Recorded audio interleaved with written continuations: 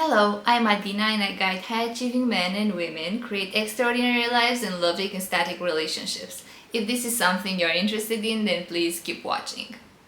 In today's video, we are talking about 7 keys to date successfully when you want to enter a committed relationship or marriage. But before speaking about the 7 keys, let's speak about what dating is and what is not. Dating is a conscious action of meeting and going out with people to see how you feel around them, if you have common goals and values, evaluating them to see if you're compatible with them, basically to see if you would work with a person on long term. And the purpose of going out and meeting all these people is to eventually enter a committed relationship with one of them and getting married. And what dating is not is going out with random people and engaging in physical intimacy without you properly vetting and seeing if this person you're engaging with would be a good match for you on long term. The most important key when you date for marriage or for a committed relationship, I believe, is stop entering casual relationships and stop engaging in casual physical intimacy, and deciding to stay single and celibate until you find a person who you decide to enter a relationship with. So why is this key the most important one? Well, imagine you wanting to lose weight, and then instead of eating the things that help you lose weight, you go out and you eat only fast food and desserts. Will that help you achieve your goal of losing weight? And it's the same thing with dating. So ask yourself, are your actions aligned with your objective? The problem is that when you say something but you do something else, it means that you're not in integrity with yourself, because there's one side of you that says, oh, I want this, but then you do something else that it's kind of like in polarity with what you say you want. And this creates an energy of confusion within you, within the people that you meet, because let's say if you meet someone and then you say, oh, I want to be in a committed relationship, but then you just go and you engage in physical intimacy very fast with this person without you actually seeing and evaluating this person and noticing if they would be a good match for you for a long-term relationship. And also this creates confusion with the universe, because when you say something and do something else, the universe is like, oh, what are you doing? It's like, I'm confused. You say this but you do this, so how can I give you what you desire? We are the creators of our lives, so when you ask something from the universe, God, source, whatever you call it, you need to align yourself with that thing. Meaning, you need to stop doing certain things that are not in alignment, and you need to start doing things that are in alignment. And in the case of you dating with the purpose of getting married or getting in a committed relationship, would be to stop engaging casually with people and start dating them, going out with them, evaluating them, vetting them, and of course working on yourself to become the partner you would like to attract. And to help you in the process of co-creation, I created a short 9-minute meditation that will help you embody what you need to stop doing and what you need to start doing, so you actually align yourself with your desire and manifest it into your reality. And you can download this meditation in the link down below in the description box. If you want to be in a committed relationship and monogamous relationship, then think of celibacy as a preparation for the marriage. It's not as if like when you get married or when you get in a committed relationship with someone, you stop being attracted to other people. Because the truth is, we are still going to be attracted to other people even though we will commit to someone. So think of celibacy and you not engaging intimately with other people as a preparation for the marriage, when you will decide and you will say to the other person, I'm going to be only with you. I'm going to have the deepest intimacy, emotional, physical, mental, spiritual with you. And of course, this is the ideal. The important thing is that for many couples, they will have especially emotional and physical intimacy. And the spiritual intimacy takes a lot more work. So if you cannot control yourself now and stop engaging casually with people, what makes you think you will be able to do this once you commit to someone else?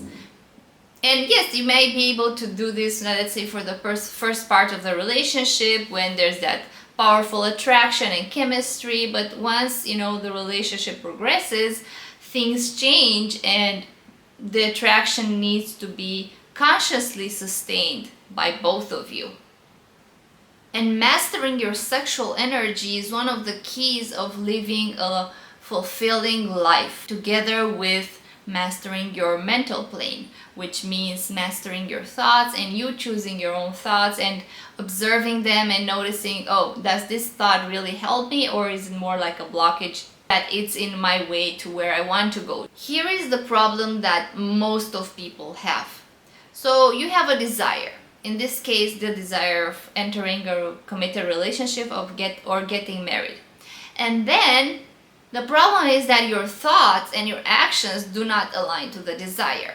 Meaning you have thoughts they are kind of like unconscious thoughts. Oh, but I'm not good enough, I'm not beautiful enough, I'm not ready, I cannot be in a good relationship, I am not lovable enough, I don't know how to be in a relationship, people won't love me, the partner that I want doesn't exist, we will never meet, this kind of blockages. And then you start taking action based on these unconscious thoughts. And when you start taking action, you either meet and enter relationships with people that are not a good match for you, or you don't take any action at all and you just hide yourself in the house and not do anything about your desire, which is entering a committed relationship or marrying someone. The second key is a mindset piece, and it is intent to attract and enter a relationship with the best partner for yourself. Most people date with the mindset, oh, I want to be in a relationship, oh, I want to get married, but anyone basically can do this, can enter a relationship, get married. But what is the quality of this person you are entering a relationship or getting married with? Can they give you what you need? Can you have the type of relationship you desire with them? My belief is that if we are to be in a relationship, if we are to get married, then why not marry and be with a person that's the ideal match for you, or as close as possible to the ideal partner? So the question that you need to ask yourself is, do you want only to be tolerated in a relationship, or do you want the other person to be, oh my god, I can't believe I met this amazing man or woman and I'm in a relationship with him or her? And do you want to say the same thing about your partner? Do you only want someone you tolerate and they're like, oh yeah, I'm getting married, oh yeah? Do you want to be in this energy, or do you want to be, oh my god, I'm getting married, I'm in this amazing relationship with this amazing man or this amazing woman, and we're having so much fun, and they are everything I want in a partner? And just ask yourself, what energy do you want to be in? The third key is to give yourself 1-2 years for this process. And the problem many people have is that they go into relationships and decide to get married kind of fast with the first person they meet, they have, let's say, a good chemistry or sexual attraction with, but they forget to vet their character to see if they have common life values, if they have common goals, if they work well with this person, if it would make sense for them to enter a long-term relationship, or it's just a 1-2 months fling and that fast passion that we've all had in our lives. So don't choose to enter a relationship necessarily with the first woman or man whom you're attracted to and you have a great sexual attraction, or they are interested in you, so you choose to enter a relationship because they want you. Give yourself more time to really evaluate, spend time with this person, get to know them, get to know their family, their friends, see how you feel around them, watch them reacting in various situations, notice how they behave around you in various situations, and then make a decision, a conscious decision.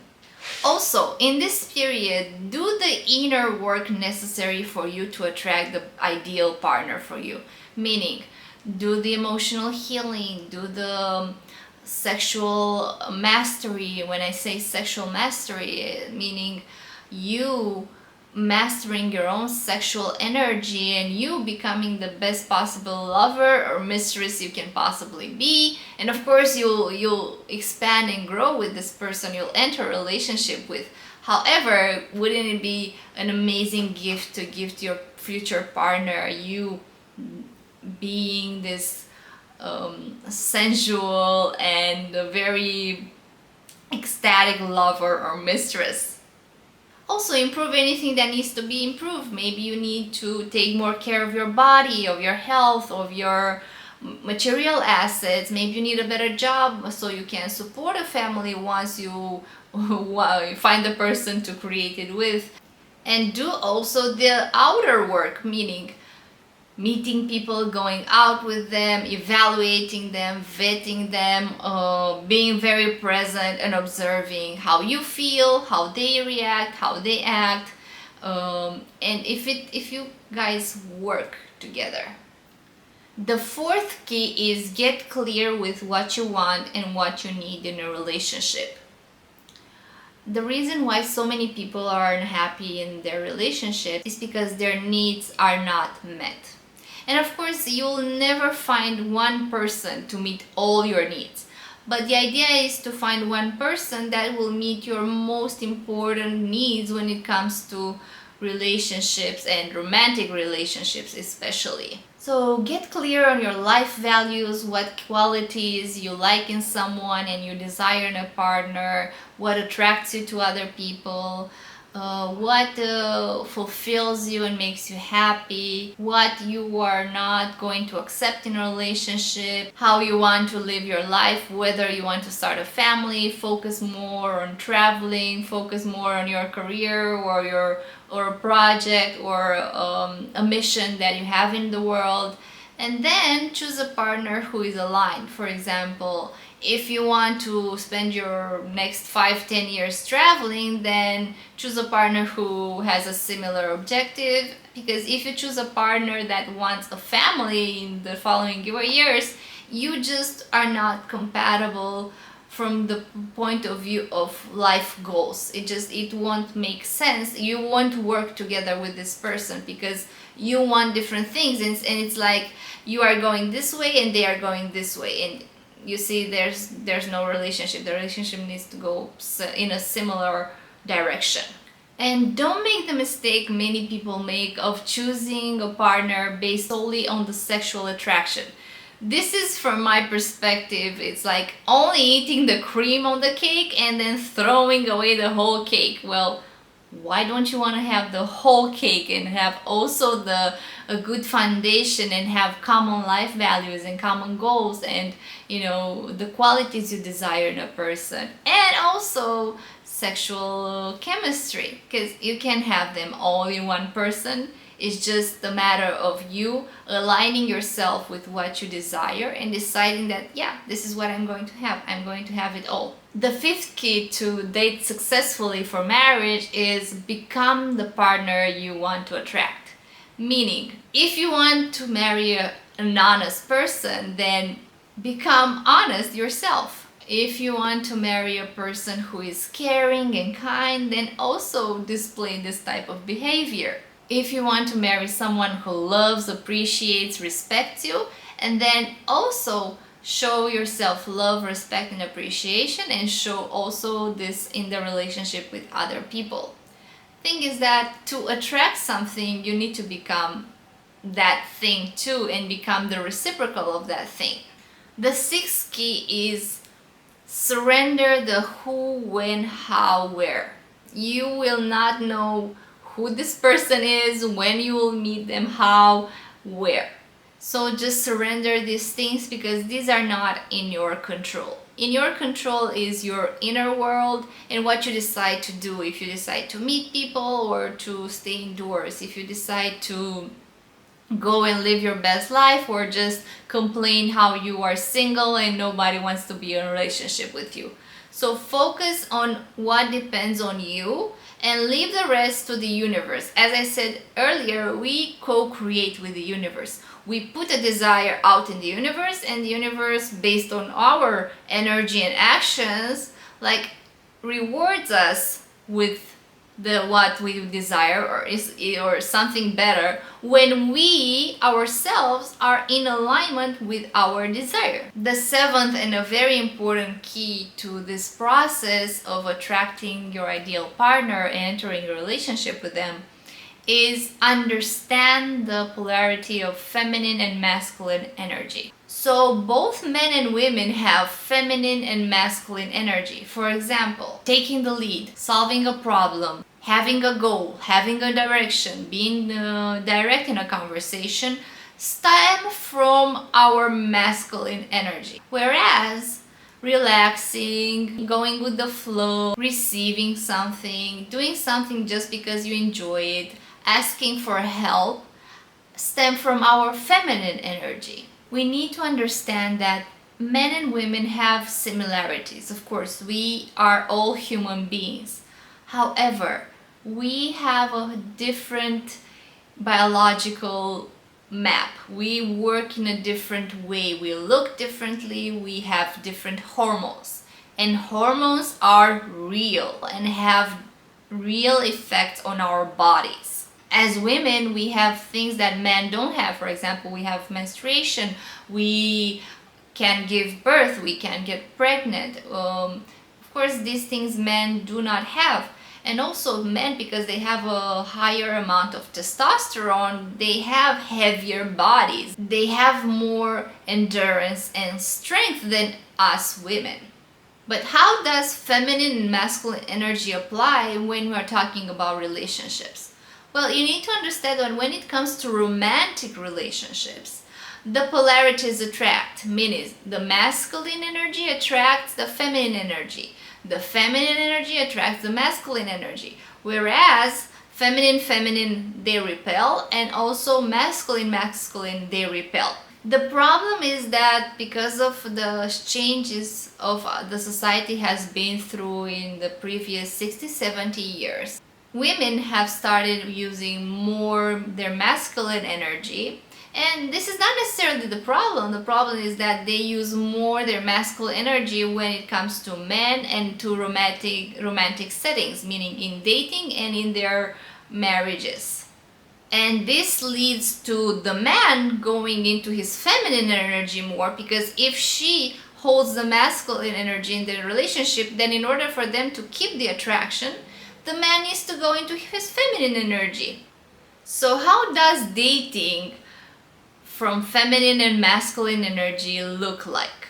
Well, for example, for a man to be more in his masculine energy when he's dating a woman, he can take the lead, meaning he can set up the dates, invite her out, make sure she's safe on the dates, meaning take her in safe spaces, pay for the date, make sure she gets home safely.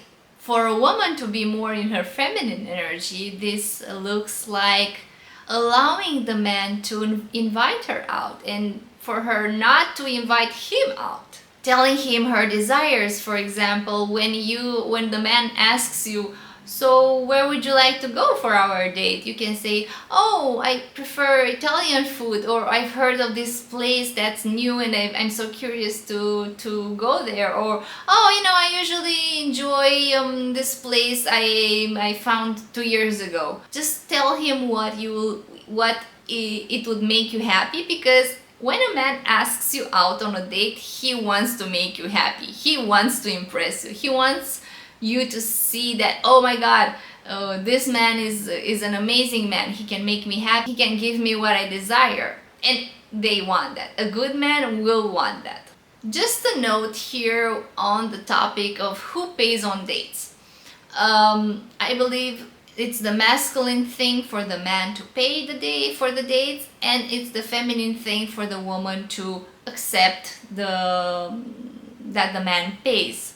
However, many women think that, oh, if the man pays, then he will expect me to do something with him that I do not want. And here, of course, I'm talking about any type of physical intimacy.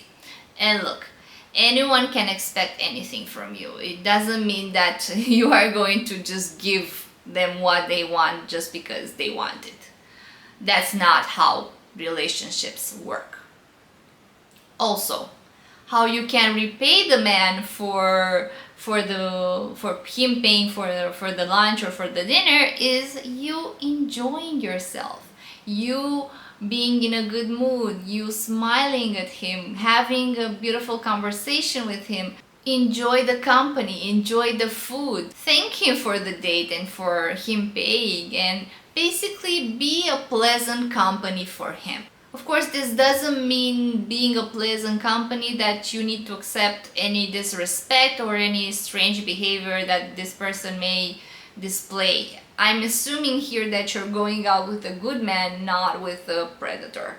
And for the ladies and gentlemen who want to be more in their feminine energy or their masculine energy, I created 2 short practices which you can do daily or every other day for you to connect more to your feminine energy if you are a woman, and more to your masculine energy if you are a man, and then date and exude the feminine energy or the masculine energy that you desire on dates, so you attract the type of partner that you desire. And know that rejection is a part of this game, of the dating game. You will reject people and you will get rejected. There's no way of escaping rejection.